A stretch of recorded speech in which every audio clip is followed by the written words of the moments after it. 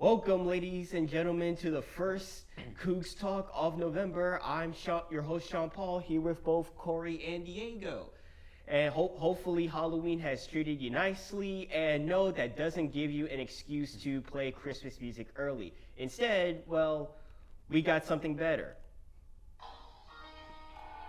got beans, greens, potatoes, tomatoes, lamb, rams, raw, beans, greens, potatoes, tomatoes, chicken, turkey, rat. Beans, greens, potatoes, tomatoes, lamb, rams, raw, beans, greens, potatoes, tomatoes, chicken, turkey, beans, greens, potatoes, tomatoes. We're playing that. Play that for the majority of November. That's the only thing to play. But anyways, now that we gotten that out of the way, so you ready to talk sports, guys? I'm ready. Yep. Okay, so we're halfway through the NFL season, and oh boy, have things gone wild. Well, the Jets got Devontae Adams and fired Robert Saleh, and somehow they got worse. Bunch of contenders. The Cowboys, well, honestly, it's usually fun to laugh at the Cowboys, but honestly, this is just it's sad. The trade deadline happened, and yeah, crazy overall. So with that being the way, how about we decide to do some mid-season power rankings? Who are your top 5 teams of the season so far? Top 5, I'm going to start off with the Commanders. You know, they came into the season kind of unexpected what they're going to be. Had high hopes for Jane Daniels, but, you know, whenever you're rebuilding like that, you don't expect to come out 7-2. I think the Lattimore trade showed that they're really trying to win now. They're committed to it. After that, I got the Ravens. You know, I love run game, some old school run game. You know, every morning I wake up and I'm like, thank you, God, for Derrick Henry. I love Derrick Henry. At 3, I have the Buffalo Bills. I wish I could put the Bills higher. You know, Josh Allen's been playing amazing. 17 touchdowns with 2 interceptions. Crazy. The only thing is, you know, what's he going to do in the playoffs? You know, never know with Josh Allen. Mm-hmm. Number 2, this was a toss-up. But I have the Lions at number 2. Mm-hmm. You know, in the last 6 games, Detroit has more touchdowns than interceptions. More touchdowns than incompletions. 28 touchdowns, 24 incompletions. They're playing amazing.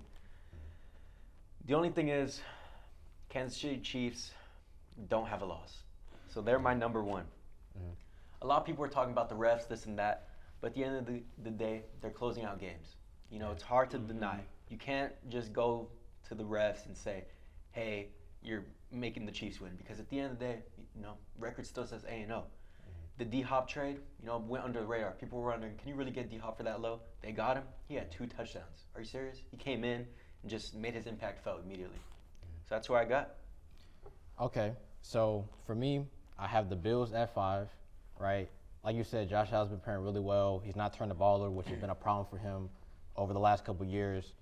I just think offensively, they need to figure it out with Amari Cooper, but that's a good trade that I think will be good for them down the line. And then at number 4, I have the Commanders. They've really overperformed. Like, Jaden Daniels has been way better than you would expect from a rookie.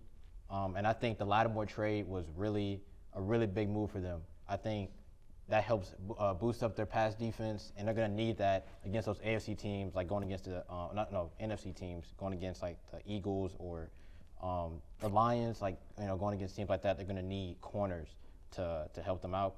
And then number 3, I have the Ravens. Lamar is my MVP frontrunner. He's been amazing this season. Derrick Henry, he can win a game by himself most of the time. And I think Zay Flowers has been playing really well. But my big thing with them is that their defense is very questionable. And teams can pass the ball like, just 2 weeks ago, the Browns, James Winston threw for like 330 and 3 touchdowns.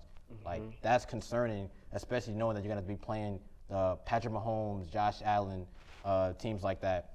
And at number 2, I have the Lions, right? The Lions, they have an amazing offense. Their system that they're running, Goff is not throwing any incompletions. They have a really good running game with Jahmyr Gibbs and David Montgomery. And I believe they just picked up Zadarius Smith.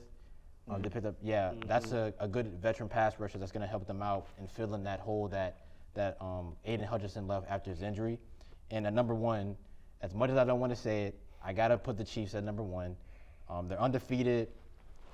Even though Patrick Mahomes has been playing well below his standard, they still have been finding ways to win games. They have top 5 defense, and even though they've been playing really bad on offense, they're still top 10. And I think with the addition of DeAndre Hopkins, they're going to be really good, getting back to where they were. And Mahomes has been getting the chemistry back with Kelsey, so I don't really see anybody beating them right now. You know, Corey, you're right. They've been playing real well, but my Super Bowl prediction is going to be Lions, Bills. I think this is the year it happens. You know, I think Bills are on the upturn. I think Chiefs are going to run out of their luck. You know, they've been playing great, but some of these close games, you know, you can't rely on close game wins. You know, I think the Bills are going to continue to show that Josh Allen is the best quarterback in the NFL right now. I think that they go and they beat the Chiefs in Arrowhead Stadium and make it to the Super Bowl. I'll be honest, I don't see it. I don't see them beating the Ravens. We've seen what it looked like early in the season. The Ravens destroyed them. They completely ran over them. And I see that happening again. Josh Allen is good, but he can be shaky in the playoffs at times.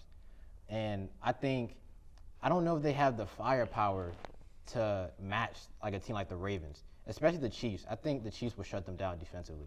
No one has just done what they wanted and been able to score a lot of points on the Chiefs yet. And I don't know if it's going to be the Bills. But for me, my Super Bowl prediction would be Lions and Chiefs. So we agree that the Lions would make it. They're clearly the best team in the NFC. I don't really see anyone, beating them. The Chiefs, I'll say this. If they get home field advantage, what it looks like they will, they're going to win.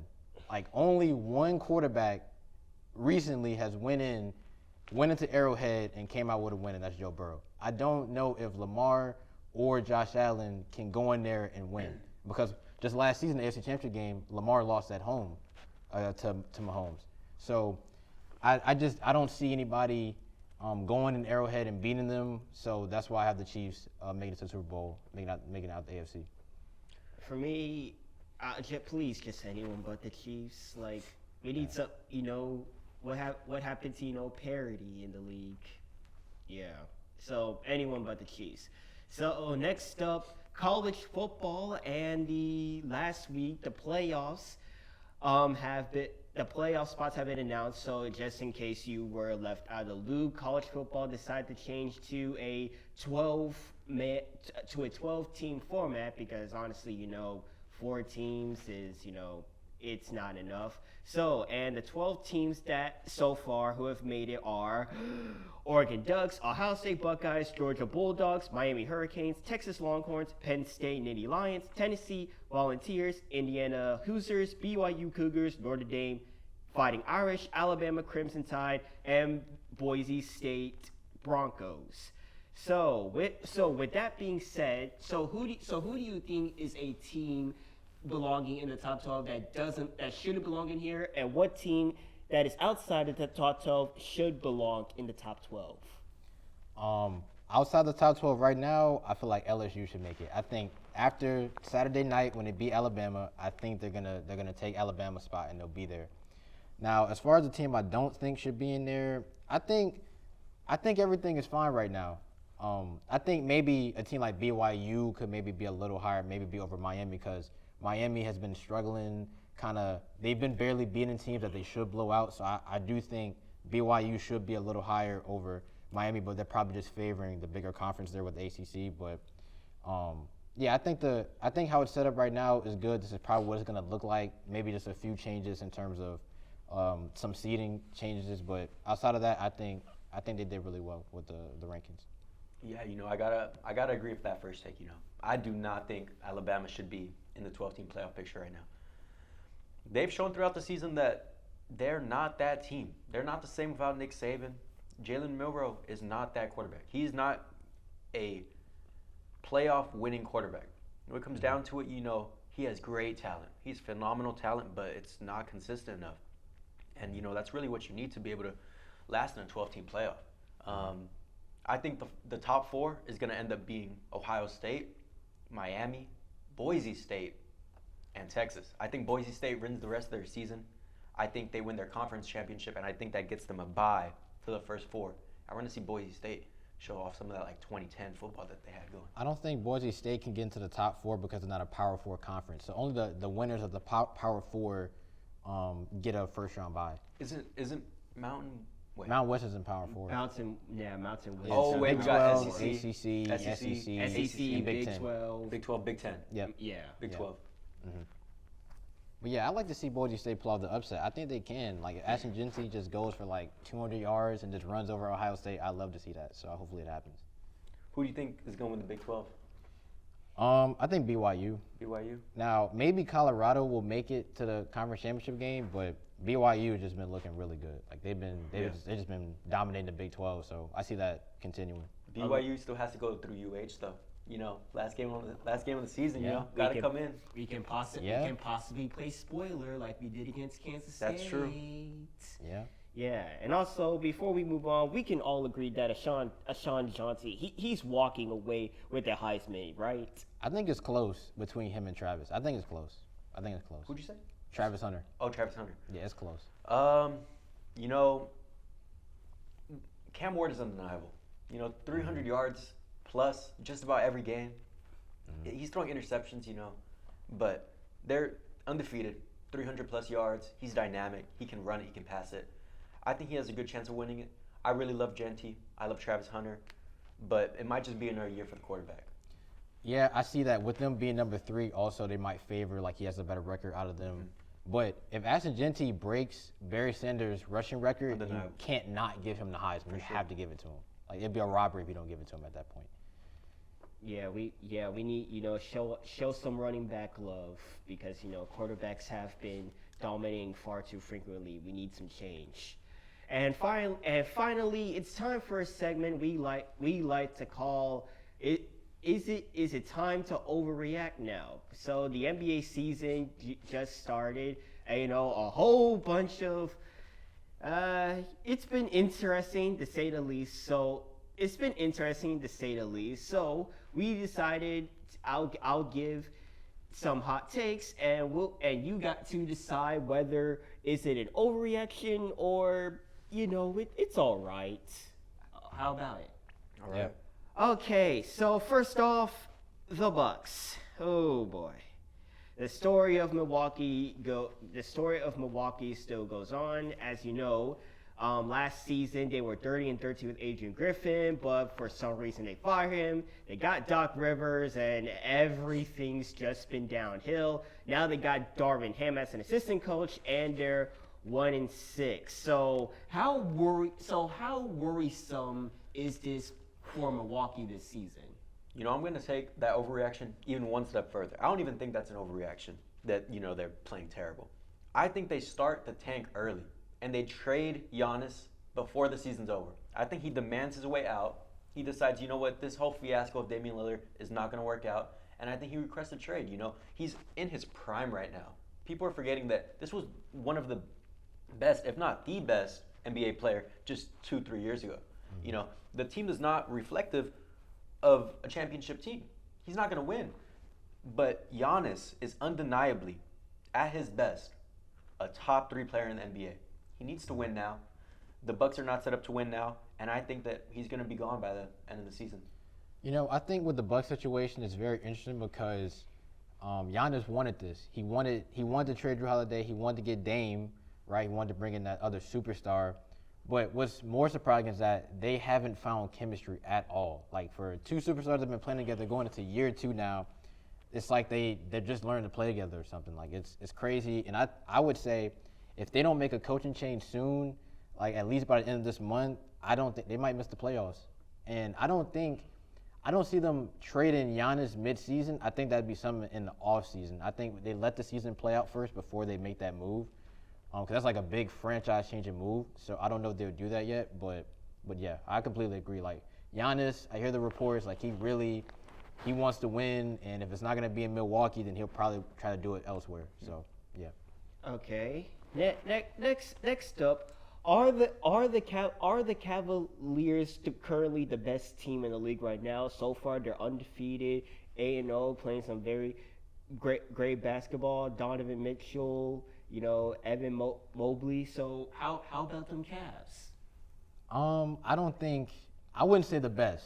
I need to see it for like another month before I could truly believe it. Now, they do have talent, like Darius Garland, Evan Mobley, Donovan Mitchell, Jared Allen. They have great players. We got to see it more. It could just be a hot start, but we got to see. We've seen this happen before. I still think the Celtics are the best team, even though they lost last night to the Warriors. I do think they're still the best team in the NBA right now, especially in the East. Yeah. Yeah, I gotta 100% agree. You know, I think the Cavs are clicking early. Very similar team to last season. People were kind of wondering why you're just running it back. You know, Donovan Mitchell, is he really going to be your number one? Is he a championship number one? But they're clicking early. They're 8-0. Great chemistry between him and Garland. You know, two small guards, but they're making it work, old school style. I love it. I love the Cavs, but that talent in Boston, undeniable. Jason Tatum, Jaylen Brown, Porzingis, undeniable. I think they're still the best team. They're going to continue to be the best team, even if they don't have the record to show that they're the best team. Yeah. Okay, next is Russell Westbrook going to overtake Jamal Murray as a starting point guard? Because as you know, Jamal Murray, he has been struggling this season, and Russ isn't, Russ, is going to be Russ. So who do you think is going to take over the starting point guard spots? I doubt that Russell Westbrook would take Jamal Murray's spot. And, well, for one reason, Jamal Murray's getting the money. Russell Westbrook's on a minimum contract, so they're going to favor the guy that they invested more money into. But also, I think Jamal Murray is more talented than Russell Westbrook at this point in his career. I think Russell Westbrook functions well in a six-man role, but I'd have to see, but I don't know how he really plays with Jokic, like in terms of, because they like to, shoot threes and that kind of thing. And they already had struggles with shooting. Like Mike Malone's talked about how they're average at shooting, which has been a problem for them. So I don't think Russell Westbrook would really help them with that, since he can't really shoot at all. So I don't think he would take the starting job. Yeah, I think the story around this Nuggets team with Jokic has always been spacing. He's a dynamic center. He can pass it like no other center we've ever seen in our life, and it's always been spacing of him. In the offseason, we thought Kentavious Caldwell-Pope was a great loss because he's a fantastic shooter. They bring in Russell Westbrook, shooting 29% from the three. He's great. He's doing great in a six-man role, but you can't put that in a starting lineup. Yeah. Jokic needs shooters around him. It's been the story. It's been how they've won before. It's going to be how they continue to try to win. Jokic and shooters. And I think we can't forget about playoff Murray. Like he's always going to be kind of average in the regular season, but as soon as April hits, he's a different player. He's a superstar. So you can't forget about that. I think that's something you got to really remember in terms of and how they're viewing the whole situation. We're talking about shooting. I have a hot take I want to run back. That's all right with you. Yeah. Mm-hmm. I believe Buddy Hield in the Warriors system is going to have the greatest three-point shooting season of all time. Wow. I understand he's playing with another Splash brother. I know the greatness that comes with Curry. But when it comes to just shooting, 50% from three on about 10 attempts from game, that's undeniable. Mm. Buddy Hield is reviving his shooting greatness in the Warriors system. Everyone's known for years he's a great shooter. But 50% on the amount he's taken, he also had a game where he shot 1 for 9. It's only been 9 games, and he's averaging 50% even after that 1 for 9 game. Mm-hmm. He is playing stellar. He's a big part of the reason why they're only 1 loss right now. Buddy Hield is going to have the best three-point shooting season all time. I don't know about the greatest three-point shooting season of all time, but I could definitely see him leading the league for sure. Everybody knows he's a great shooter, but I think going into that Warriors system, they know how to get shooters open. They've been doing this for like 7 years now. So I'm not surprised at all that Buddy Hield is doing really well in their system. And I had one that I want to say. I think, recently Joel Embiid had an issue with a reporter, and he's been kind of saying some things about how he feels like he's not being appreciated well in Philly and everything. And I would say, I think the 76ers would trade Joel Embiid. The process. I think the process is over. I think he doesn't really want to be there anymore. And they're 1-6 right now. He's not playing. It's a weird situation because he was ready to play for the Olympics. He wasn't playing 40 minutes or anything, but he's still playing the Olympics. And then we come to the season and he has knee issues and he's not playing, and then he has a problem with a reporter. And I don't think this is gonna last too much longer. It's like it's reaching the boiling point. I think they're about to let him go and try to see what they can get in a trade for him. Yeah, because like honestly, look, I understand. People I understand. You don't let someone run over you disrespecting your family and all that. But like it's also immature on your part, to just shove a journalist. You need to have discipline and self-control. And honestly, we haven't seen that from Joel Embiid in like a long time. Like he's not a guy who can lead a team to something valuable. Yeah, like if you're saying that you're not playing back-to-backs, that's not leadership qualities. You're pretty much admitting that half of the nights of the season you're giving up on your team. When you can play, you're choosing not to play because you think your body is not built to play back-to-backs or whatever. Like everybody else is doing it, that's not fair to the rest of the team. Yeah, wow, that caught me off guard. I think the Sixers don't trade him. I think they're committed to Embiid. I think he embodies Philadelphia sports. Yeah. But I will say this: Joel Embiid. I'm gonna say this right to the camera. Joel Embiid is a Hall of Fame Dodger. Throughout his whole career, Oh boy. he's dodged superstars. Does not play against Jokic. Will dodge games against Giannis. Dodges back-to-backs. And now it seems like he's just dodging the season. Where is this superstar that everyone talks about? This 30-point per game, this fantastic scorer. Where is he? What is Joel Embiid in the NBA? He does not seem to care about winning all that much. He does not seem to care about playing basketball that much. Joel Embiid is a serious problem, not just for the 76ers, but for the NBA. Whenever one of your top players doesn't seem to care about the franchise, about the sport, at the degree that your other players do, you have a problem. And I think it's got to be fixed somehow. Turning into Ben Simmons? I hope not. But yeah, like you said about how that's concerning for the game, because the Stars, at least in the older times, they tried to play all 82. Now no one's playing all 82 for the most part, unless you're Mikal Bridges. But I think it's good that we have players like Anthony Edwards that really try to play all 82. But that the Embiid mentality has to be punished. Like Adam Silver has to continue to hold him accountable, because that can become a problem that can spread. Other players have that mentality, and it's not good for the league at all. Yeah, of course, a big thing is big guys can't play all season. That's been said. But Chet Holmgren missed his whole rookie season. Last year he played 82. It's possible.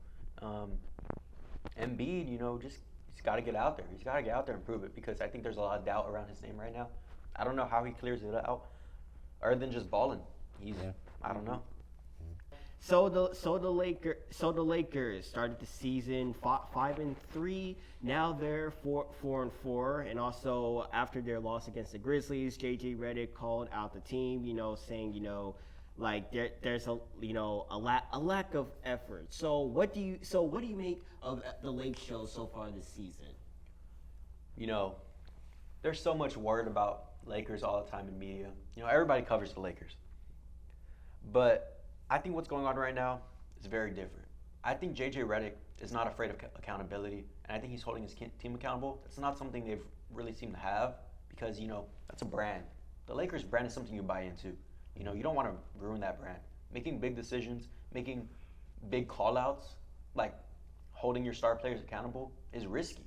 You don't want to upset anybody. But I think JJ Redick is doing a great job. 4-4 is better than I think a lot of people expected, actually. If they end the season with 42-42, that'd be pretty good, especially after last season. Yeah, I think, they started off really well, but I think now getting to a point where you're losing to the Pistons, that's concerning. And also something to monitor is the situation with D'Angelo Russell, because he talked about, that's one of the players he kind of highlighted how his minutes were cut because issues with effort or different habits that he had that they don't like. And many people have pointed out he's kind of the weak link in the starting lineup, because everybody else is playing solid for the most part. LeBron's playing pretty well. Anthony Davis has started off really hot this season. But, D'Angelo Russell, you're going to need your point guard to really be playing well, and they haven't been getting good production for him. So I'm interested to see what's going to happen with that.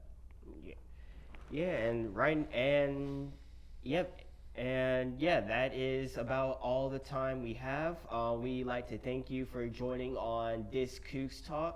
My name is Sean, your host. I'm Diego Belmares. Corey? And we will catch you next time. And remember, whose house? Cougs' house. Lamb,